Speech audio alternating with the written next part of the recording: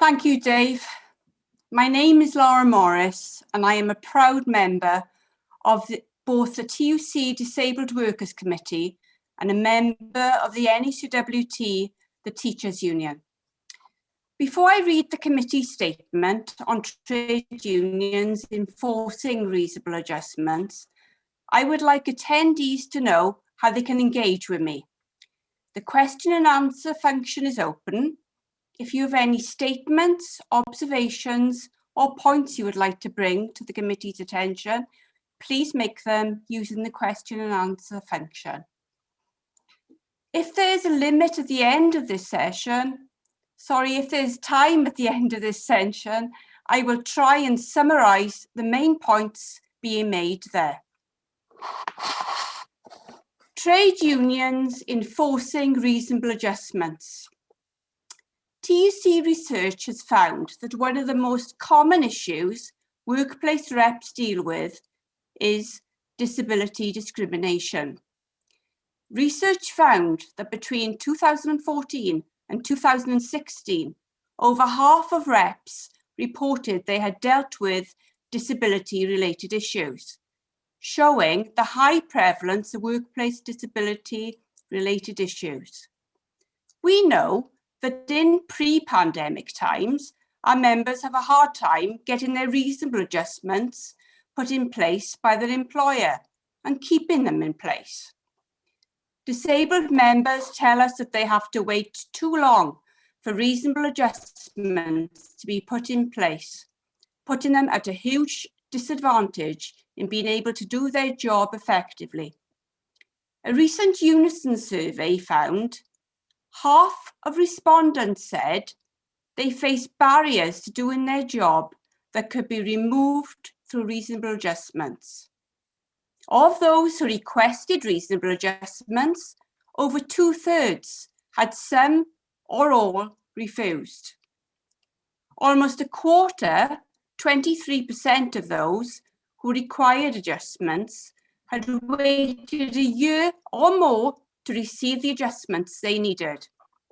This can cause personal stress and anxiety and place pressure on colleagues and lead to unfounded capability and performance issues.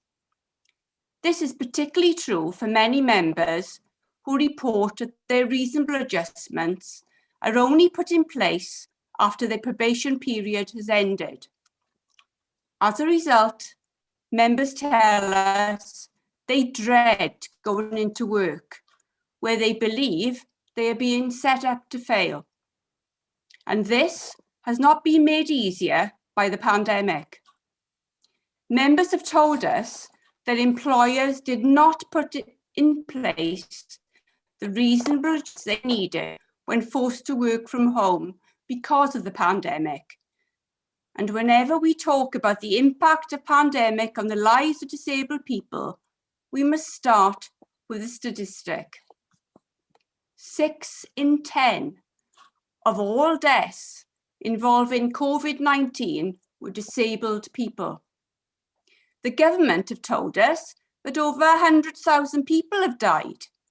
They were not as clear that 60,000 of those that died were disabled people. There are no excuses. The government have badly botched their handling of the pandemic, and disabled people have paid the price. Disabled people paid the price, often with their lives, when they did not have to. And we know the impact of the virus on disabled workers has continued within workplaces. This is despite workplace protections under the Equality Act not being changed by the pandemic. Some employers have treated putting in place reasonable adjustments as a trivial matter. It is not. It is of great importance to individuals and to disabled workers as a whole.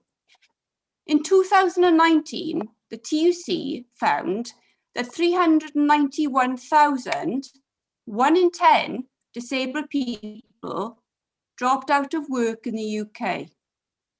Over the previous 12 months, government research found that disabled people were twice as likely to fall out of work. Figures like this point to one of the reasons that disability employment continues to persist at around 30%.